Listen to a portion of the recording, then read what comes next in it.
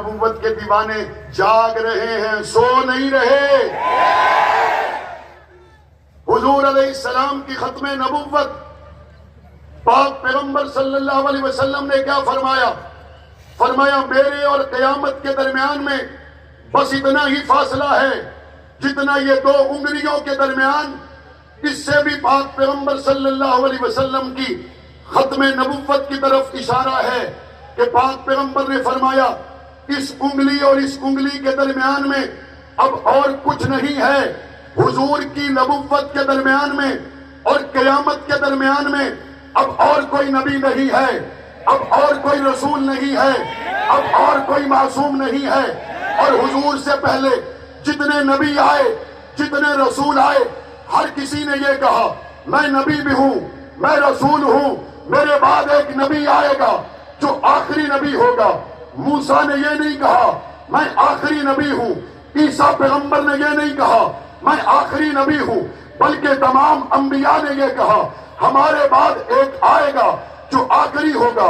تورات میں یہ لکھا ہوا نہیں ہے موسیٰ آخری نبی ہے، انجیل میں یہ لکھا ہوا نہیں ہے عیسیٰ آخری نبی ہے، لیکن جب قرآن آیا، قرآن والا نبی آیا، قرآن نے کہہ دیا ما کان محمد ابا احد من رجالکم ولکن رسول اللہ وخاتم النبیین۔ قرآن نے کہہ دیا حضور آخری نبی ہے، قرآن کا فیصلہ آ گیا۔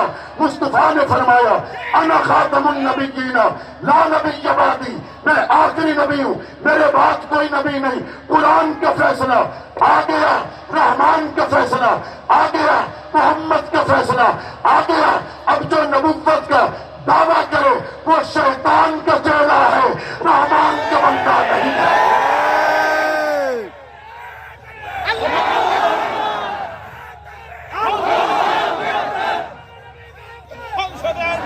حضرت امام ابو حنیفہ نے کیا فرمایا؟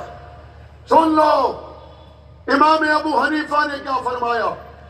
فرمایا اگر کوئی شخص یہ کہے کہ فلاں شخص نے نبوت کا دعویٰ کیا اور سننے والا کہے میں اس سے مل تو لوں کہ اس کے نبی ہونے کی دلیل کیا ہے، میں اس کے پاس جاؤں، میں اس سے پوچھوں کیا وہ نبی ہے یا نہیں۔ امام ابو حنیفہ نے فرمایا جب یہ اس سے دلائل پوچھنے کے لیے اپنی جگہ سے اٹھے گا، ابھی اس سے ملا نہیں، ابھی دلائل پوچھے نہیں، ابھی بات چیت نہیں ہوئی، امام صاحب نے فرمایا بس اٹھنے کے ساتھ ہی کافر ہو جائے گا۔ اٹھنے کے ساتھ ہی۔ کیوں؟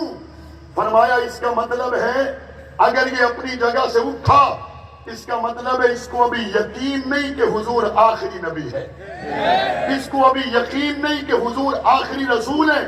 یہ دلیل پوچھنے کے لیے جائے تو دلیل پوچھنے سے پہلے ہی بندہ کافر ہو جاتا ہے، کیونکہ مسلمانوں کا عقیدہ حضور آخری نبی، حضور آخری رسول اور حضور کی جماعت حضرات صحابہ کرام۔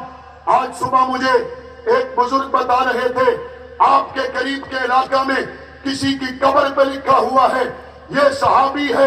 بھائی جب نبی جھوٹا تو اس نبی کا صحابی بھی جھوٹا، اور ہم جس نبی کو مانتے ہیں وہ نبی بھی سچا، اس نبی کا ابو بکر صدیق بھی سچا ہے۔